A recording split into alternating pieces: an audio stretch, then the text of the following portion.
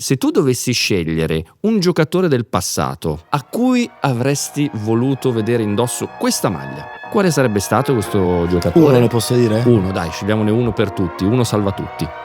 Del Piero. Del Piero. Ma guarda, immaginavo, perché lì avremmo anche il prima e il dopo, il confronto, cioè sì. È la tradizione, è la storia, è tutto.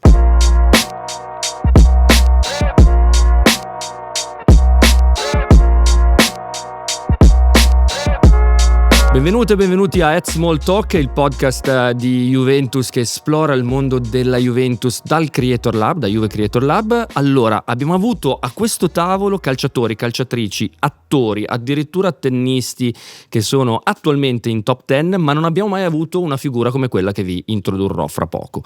Prima di svelarvi chi è il nostro ospite quest'oggi, lasciatemi però dire che potete sempre iscrivervi al nostro canale YouTube, al canale YouTube di Juventus, e poi attivare la campanella per le notifiche, oppure su Spotify, dove ci potete ascoltare, riascoltare, vedere quando, come volete e preferite. Allora, per introdurre il nostro ospite di oggi partirei dal fatto che il suo occhio è bionico quanto il suo scatto, anche se non so se corri, caro Giampaolo Scura. Benvenuto a Juventus Creator Lab, benvenuto a Small Talk. È un piacere averti qui. Grazie a tutti. Allora, il tuo cognome, SGURA, è sinonimo di figate, soprattutto cibo per gli occhi, cibo anche poi per il nostro corpo, ma in questo caso io mi sento di introdurti in un'altra maniera. Ma che bella maglia che ho! Ti piace? Bella, sì. Carina. Sì.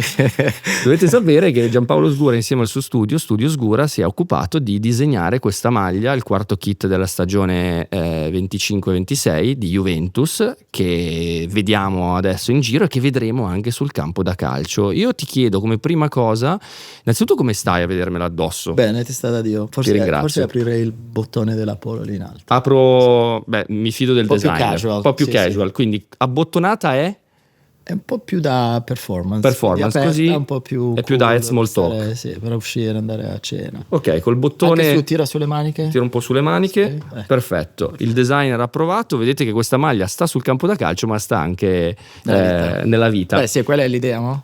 È l'idea assolutamente quella, di giocare proprio con questi confini. Raccontiamo che cosa vuol dire fare una maglia del genere e farla per Juventus. Io partirei proprio dal concetto di stile Juve. Se ne parla tantissimo nel mondo del calcio, perché per la storia gloriosa, per lo stile Juve nel gestire calciatori e allenatori. Che cos'è per te lo stile Juve e come l'hai interiorizzato nel fare questa maglia?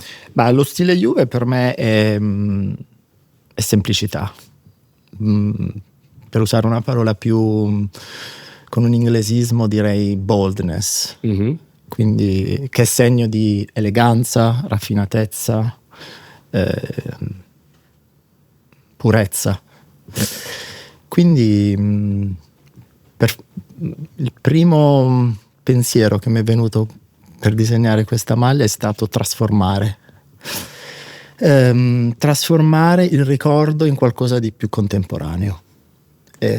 Sono partito da immagini che ho visto, soprattutto quelle dei primi del Novecento, quando la maglia era super grafica, super bold, importata dall'Inghilterra subito dopo la maglia rosa che si era usata a fine Ottocento. Quindi per me era quello il punto di partenza, e nella semplicità delle righe verticali non si può fare altro, quindi ho detto: cosa facciamo? Mi è venuto questa semplicissima idea di ruotarle, no? Ma ruotarle quasi più come concetto artistico l'ho visto da un punto di vista quasi futurista, no? Come corrente artistica. Quindi ho pensato ad una azione dinamica. Mi sono immaginato Del Piero con la maglia del 96, che era molto semplice quella maglia, era forse la maglia della Juventus che ci ricordiamo tutti. Ho immaginato lui che facesse uno stacco da terra, una rotazione, in questa rotazione la maglia si capovolgesse, e quindi le righe sono arrivate in orizzontale, ecco. Ma guarda, hai detto delle cose già secondo me molto importanti, perché l'idea di semplicità e l'idea di boldness effettivamente possono essere sovrapposte. Perché cos'è una cosa bold? Una cosa che si capisce subito, effettivamente. Sì, diretto, un messaggio semplice. Ecco, poi nella comunicazione il bold è quando il messaggio arriva anche forte e chiaro, Sì. e effettivamente questo è un colpo, diciamo Sì. così, per chi è abituato a vedere la Juve in campo con le maglie, diciamo con le maglie a strisce verticali. Sì. Poi il verticale visivamente è in questo caso è storia, no? È identità, ma è anche qualcosa che ferma, è qualcosa che non puoi oltrepassare. Invece l'orizzontale è sempre visivamente vista come qualcosa di più dinamico, di più veloce, dà un senso di velocità. Quindi mi piaceva proprio nella sua semplicità fare semplicemente un gesto di 90 gradi e questo simbolo iconico che è la maglia della Juve, lasciarlo sempre iconico ma per una sola partita, per poi ritornare di nuovo di 90 gradi indietro. Sì, perché poi anche questo, anche diciamo così, la limitazione temporale rende questa maglia effettivamente speciale, Sì. non soltanto per il capovolgimento delle strisce, ma anche per quante volte verrà usata, cioè una e una soltanto. Tu dici semplicità, però, caro Giampaolo, non è semplice convincere una squadra e convincere anche i tifosi a questo gesto, cioè al capovolgimento delle strisce. Cioè c'è del coraggio, no, in questa cosa, c'è una voglia di spingere anche i confini più in là, che poi è tipica anche di una certa comunicazione, di certi progetti che Juventus ha fatto, sempre spinti in avanti, sì. Quindi il voler anche forzare per esempio la propria identità, per esempio col logo. Quali sono le ispirazioni che ti hanno, diciamo, portato insieme al tuo studio a disegnare questa maglia? Io sono partito dall'idea di voler fare una polo, perché la polo è un capo d'abbigliamento che tutti abbiamo nel nostro guardaroba, e quindi cercare di portare la performance di una maglia da calcio all'esterno nella vita reale, quale pezzo d'abbigliamento migliore può accomunarsi, no? Quindi ho detto la polo forse è il pezzo iconico che tutti abbiamo, e quindi ho pensato di allungare le maniche, metterci un bottoncino, e infatti guarda, ti sta da Dio. Ti ringrazio. Perché? Secondo me se avessi tipo le spalle, non so, di Thuram o di Bremer sarebbe anche più no, ma meglio. Guarda, cioè, la polo veste tutti i corpi, dai generale. Dai corpi più esili a quelli più robusti.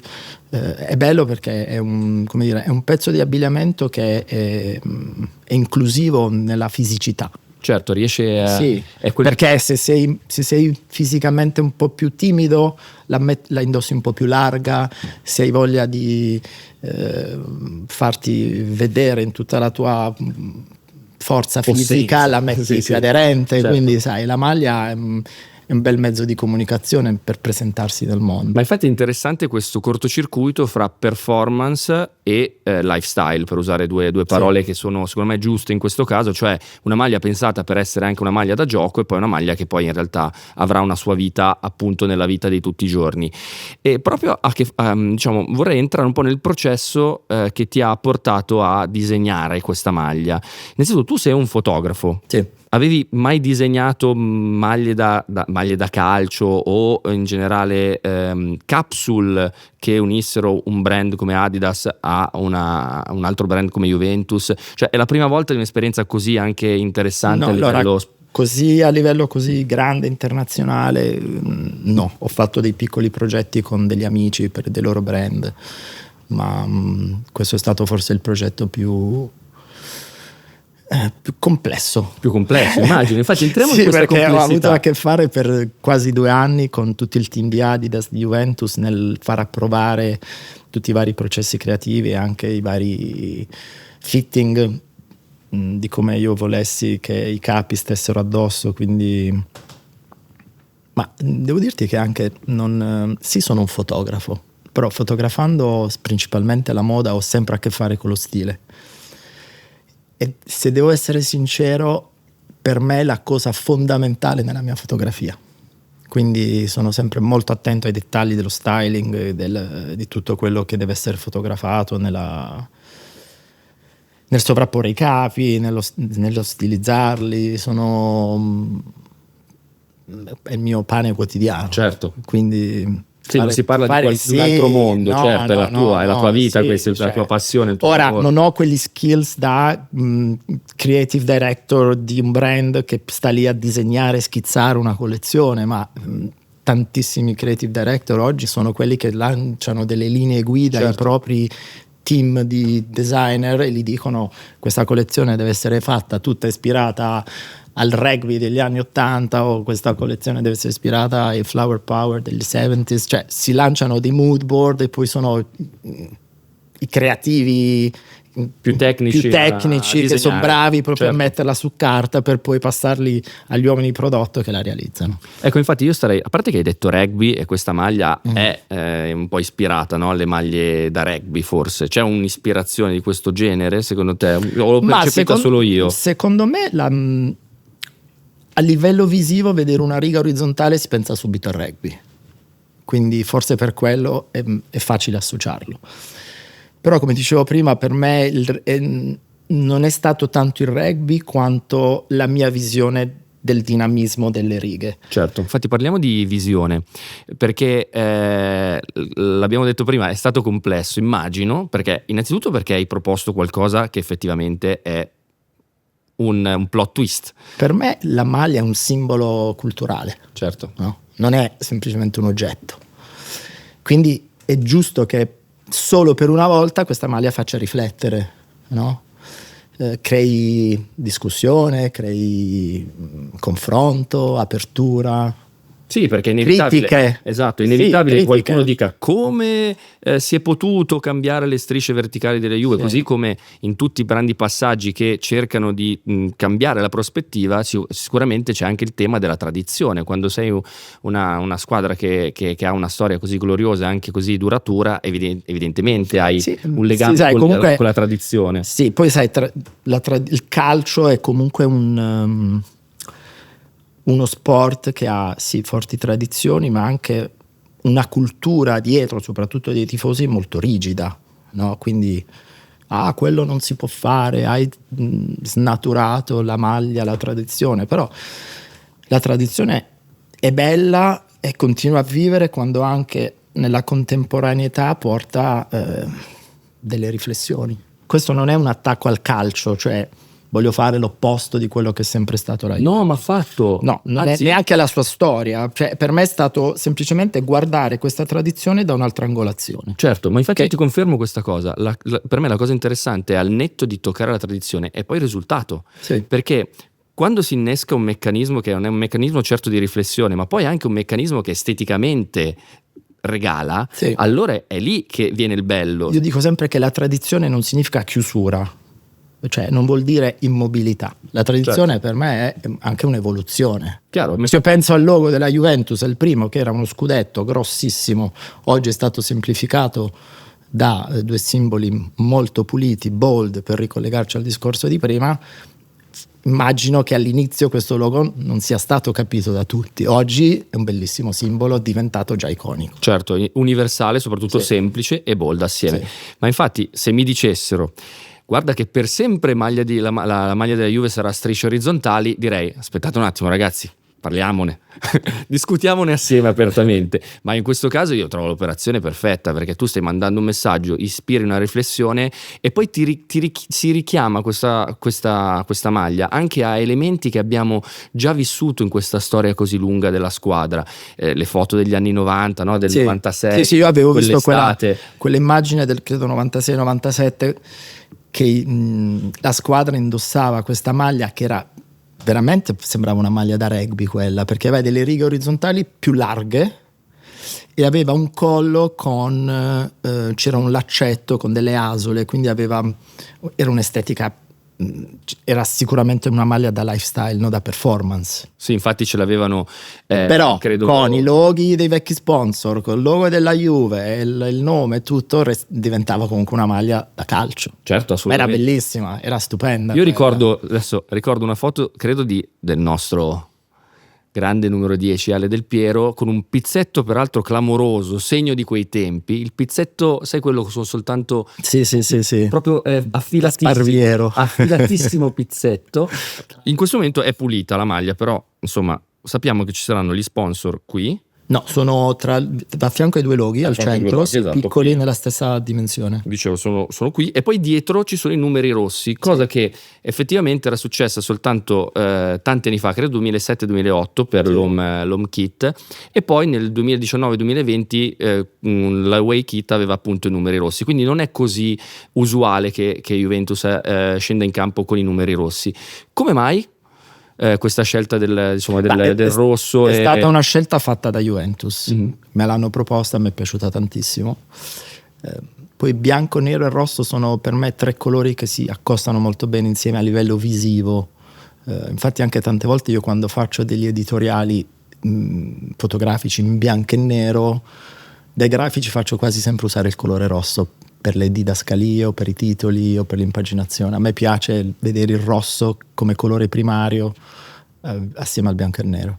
E infatti e poi anche quello sarà impattante. Poi devo dire che secondo me la riga orizzontale visivamente in campo può creare degli effetti ottici forse un po' strani rispetto al suo. Quindi il numero rosso si stacca completamente. Quindi se fosse stato bianco-nero credo che avremmo dovuto mettere una specie di patch bianca o nera per far risaltare il numero. In questo caso la patch non c'è il numero bold, pulito, e quindi è leggibile. Fantastico. A proposito proprio di costruzione, no? Abbiamo scoperto un altro pezzettino del rapporto, del processo, diciamo, che hai avuto con Adidas, con Juventus nella creazione di questa maglia. Quindi il colore rosso, per esempio, suggerito da Juventus. Ecco, tu hai detto è stato complesso seguire tutte le approvazioni, perché comunque questa maglia che io adesso indosso e che poi i giocatori hanno indosso e che si può ovviamente acquistare dappertutto,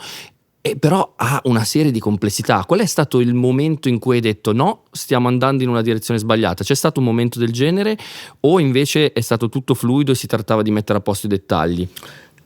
Sì, allora il posizionamento delle righe, soprattutto per una procedura di industrializzazione della maglia e per il tagliaggio, le righe non si trovavano sempre nello stesso punto, quindi siamo dovuti scendere a compromessi, trovare una soluzione, facendo partire, come tu vedi bene, la riga nera da sotto l'attaccatura qui della polo, ecco qua, per poi avere sempre i loghini sulla fascia nera, che così quindi comanda la riga nera sotto la pola a salire e poi a scendere le altre righe. Ecco, quindi questa era la riga decisiva. Quella è la riga decisiva, ma ci siamo arrivati dopo un po', perché nelle prime prove qualcosa non funzionava. Mi piaceva che questa riga della manica fosse, come dire, che arrivasse in continuità, più in linea con quella del petto.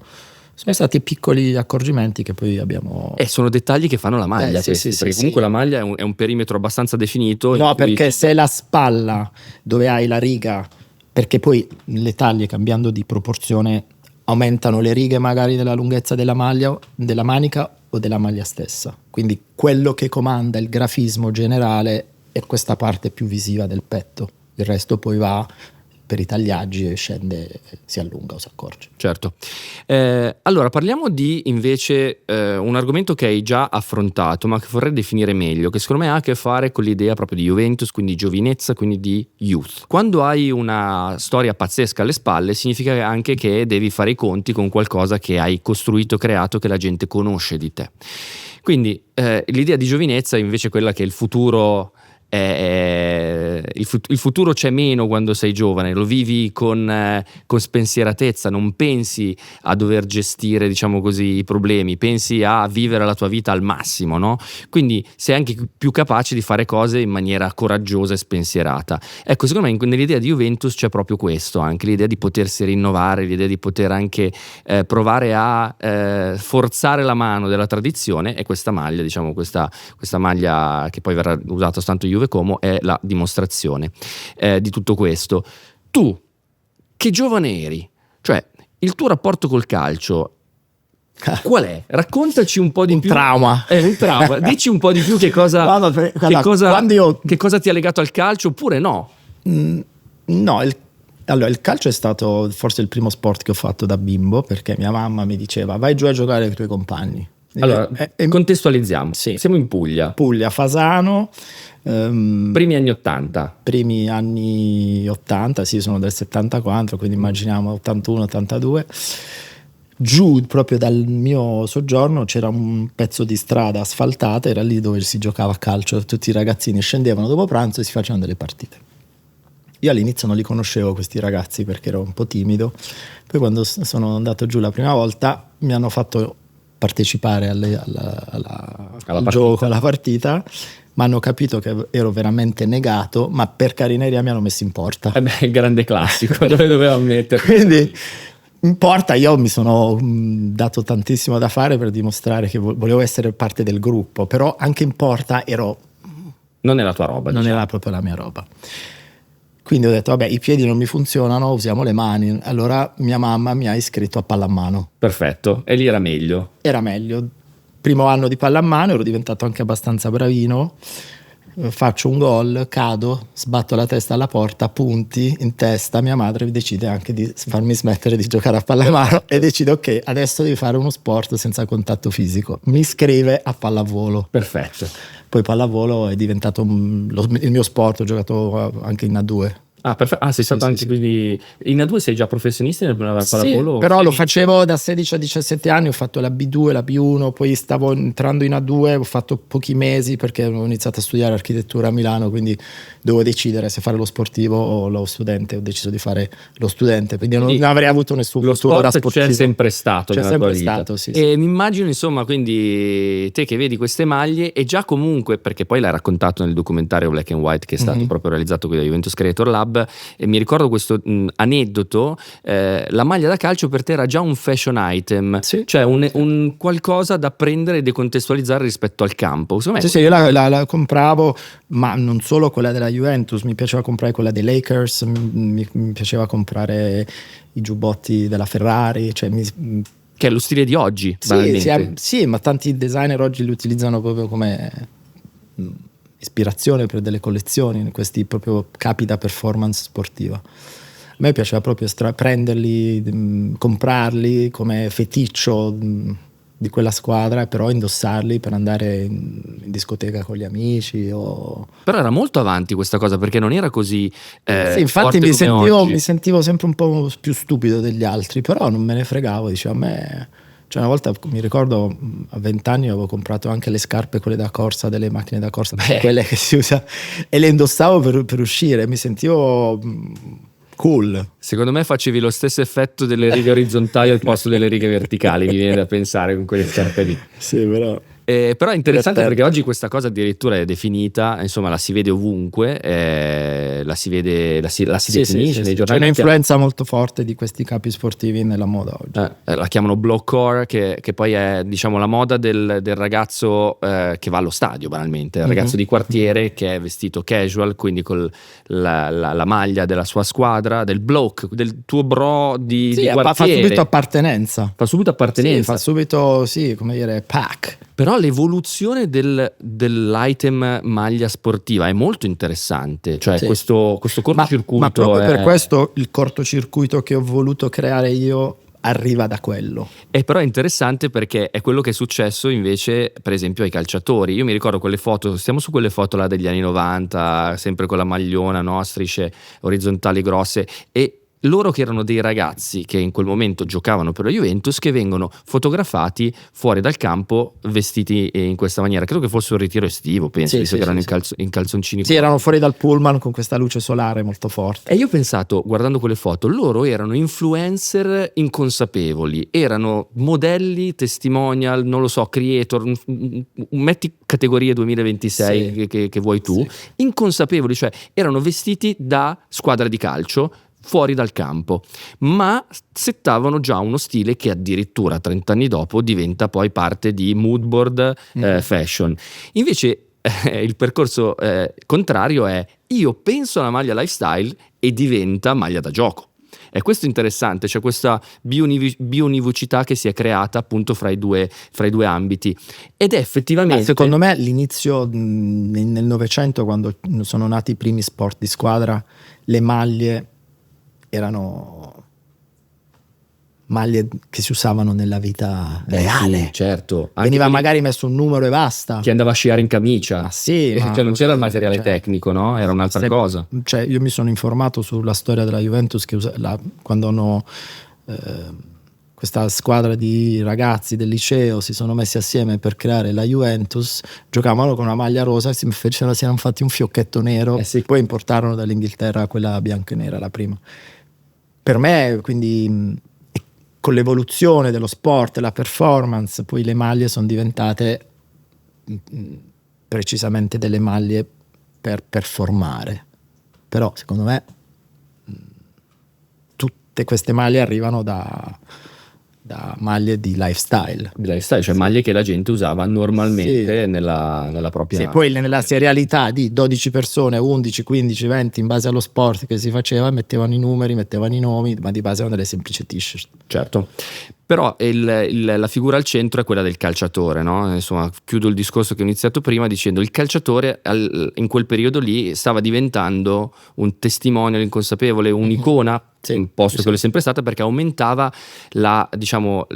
le immagini che venivano fatte dei calciatori, non più solo in campo ma anche fuori dal campo, e poi addirittura i social che quindi moltiplicano all'infinito la riproduzione dell'immagine, quindi immagini, quindi prodotto. Però è interessante vedere il tuo punto di vista sul calciatore, perché ne hai scattati proprio qui al Creator Lab 3. Come vedi i calciatori oggi? Come sono cambiati rispetto poi magari a quelle foto che hai indagato nella costruzione di questa maglia? Come è cambiato il loro approccio con proprio la fotografia e con l'immagine che danno di sé? Allora, non ho mai avuto a che fare con sportivi prima dei social, no? E quindi prima della consapevolezza di essere fighi, di essere belli, di farsi vedere, di farsi notare, di paragonarsi agli altri, perché immagino ci sia sempre una competizione. Oggi vedo sempre non solo gli sportivi, anche quando fotografo gli attori, quando fotografo delle celebrities, c'è la persona, e quindi ci sono alcuni sportivi che sono sicuri, si lasciano guidare e quindi riesci a fare delle foto naturali e stupende. Ci sono quelli invece che sono super controllati, super insicuri, no io questo non lo indosso, no io questo non lo faccio, no non mi piace i capelli così, non mi piace, quindi lì inizi a sentire dell'astio e quindi non riesci poi a trasformare l'idea in una bella fotografia perché c'è dell'insicurezza. Però questo non è solo lo sportivo, in generale il soggetto essere umano, che tu sia modello, attore, sportivo, davanti alla macchina fotografica. Qual è il grande problema del farsi fotografare? L'insicurezza e la paura? Io per esempio la sento. Sì, io mi irrigidisco anch'io, odio farmi fotografare, immagino che per altri sia lo stesso. È più semplice attori o modelli perché sono abituati a stare davanti a una macchina fotografica, una macchina da presa. Gli sportivi sono più insicuri. Però ci sono, per dirti esempi, quando ho scattato Pogba sembrava fosse un attore di Hollywood, non dovevo dirgli niente, lui nella sua naturalezza non posava, era super fotogenico. E infatti forse ci abbiamo impiegato 5 minuti a fare lo shooting, ma così anche con Fagioli. Anche perché tu di persone ne hai scattate. Adesso noi abbiamo fatto una chiacchierata fino adesso dove io non ho name droppato tutti i talent che hai scattato nella tua vita. Poi parliamo da Monica Bellucci a Timothée Chalamet, hai lavorato con Dolce Gabbana, Armani, Versace, hai scattato per i migliori newspaper al mondo di moda, hai creato una sorta di capsule per Adidas e Juventus. Insomma, la tua carriera è davvero importante da questo punto di vista, e quindi io mi immagino, no, che cosa sia scattare un attore che lavora quotidianamente con la propria mimica facciale, ma scattare un calciatore invece che quindi decontestualizzato rispetto al suo campo da gioco è diverso. Immagino che sia molto diverso. Qual è il click? Hai una parola che tu riesci a dire che in qualche maniera li tranquillizza o che li fa esprimere come si deve? Io lavoro col set molto aperto, non chiudo. Faccio vedere sempre, giro il monitor, li faccio vedere, guarda come stai, guarda com'è la luce, si sentono già, più si sciolgono. Iniziano sempre che arrivano i PR che ti dicono hai 50 minuti. Io in 50 minuti devo fare un servizio, una copertina, poi devo fare l'intervista. Quindi in quei 50 minuti devo portare a casa più immagini possibili. Certo. E quindi dandogli questa sicurezza loro ricambiano sono partecipi e si lavora bene insieme. Qual è stato il momento in cui hai capito che questa tua abilità poteva veramente portarti a toglierti delle grandi soddisfazioni? C'è stato un life changing moment, un changing life moment, anzi, vale in entrambi i sensi, che quando proprio hai realizzato che tu quella cosa lì della fotografia ce l'avevi come talento speciale? Guarda, questo non lo so, non me lo sono mai chiesto e è difficile anche cercare di tirarlo fuori adesso. Però è stato tutto in evoluzione, cioè ho avuto la fortuna con un contratto Warner Bros. Per fotografare attori e attrici a Los Angeles, andavo ogni due volte al mese, quindi avevo a che fare con i più grandi attori di Hollywood e lì devi per forza performare al meglio, se no non ti richiama. Anche perché penso che lì loro siano più veloci di te, cioè la loro abilità di farti subito la faccia giusta, cioè sei tu che devi essere veloce. Non si perde tempo, capisci? Cioè è una macchina da soldi, una macchina di ok, un'ora si fa questo, tutti professionali al massimo, non si perde tempo, non ci sono quelle situazioni, facciamo un caffè, non esiste. No, non esiste. Devi arrivare già col caffè bevuto. Esatto, devi arrivare già bevuto, già mangiati e già bevuti. Sì, perché il tempo è limitatissimo. Certo. Cioè, io mi ricordo anche ho fatto una pubblicità in Brasile con Neymar? Neymar, scusami, Neymar. Avevo un'ora, dovevamo fare uno spot per dell'underwear, ma c'era una catena di shooting prima del mio e quindi si sono tutti ritardati. Il mio è arrivato ad essere di 10 minuti. Perfetto. Io in 10 minuti ho fatto uno spot televisivo e 2 foto. Perfetto. Quindi capisci, avevo già settato tutto, gli ho detto fai così, da lì salta, buttati sul divano, ruotati, poi sorridi. Cioè non avevo altro tempo, non potevo non consegnare il materiale al cliente, quindi devi avere degli skills devi avere un savoir-faire nel ricevere senza perdere tempo, cioè gli dai delle giuste direttive e loro devono deliverare. Certo. Quindi l'ho imparato col tempo, ho fatto 15 anni di ho avuto anche delle esperienze negative con delle attrici o delle cantanti, cioè, non è un mondo tutto bellissimo, ci sono anche delle delusioni, quindi chiaro. che servono, no? Impari come comportarti con altre persone, dove magari quando inizi a vedere che questo personaggio può portarti in una strada un po' oscura, io cerco subito di deviare, di andare in quella più luminosa per portare bene a casa il lavoro senza drammi.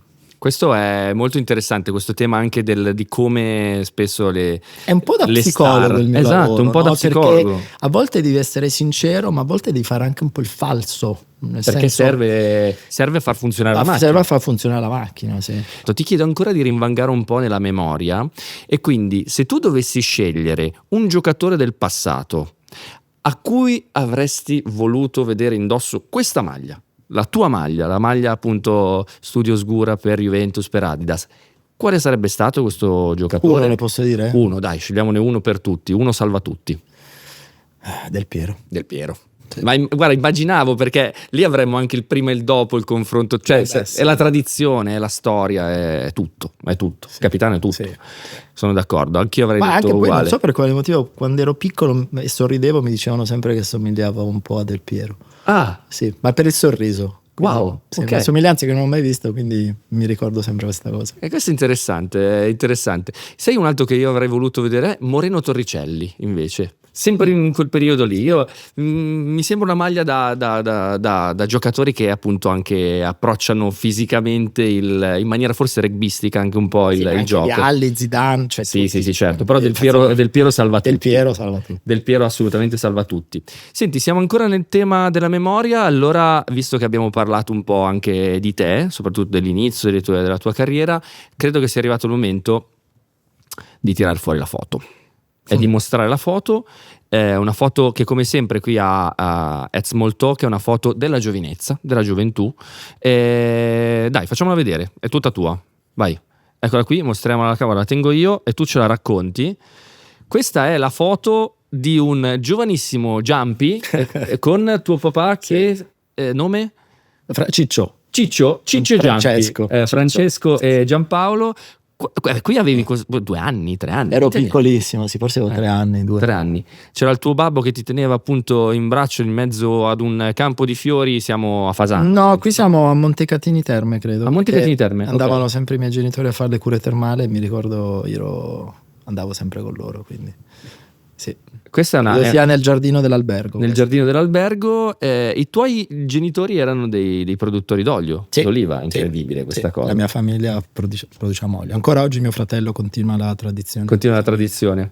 Ecco, quando riguardi questa immagine, nel rapporto mi piace che tu abbia scelto questa immagine qui, perché per me, per esempio, il calcio è uno spazio che mi tiene sempre accesa l'infanzia. Sì. Proprio grazie al rapporto che ho che diciamo che crea con mio padre. Perché per me ovviamente di padre in figlio quello che succede col tifo, no, delle squadre di calcio, quindi la juventinità che ho me l'ha trasmessa proprio mio padre.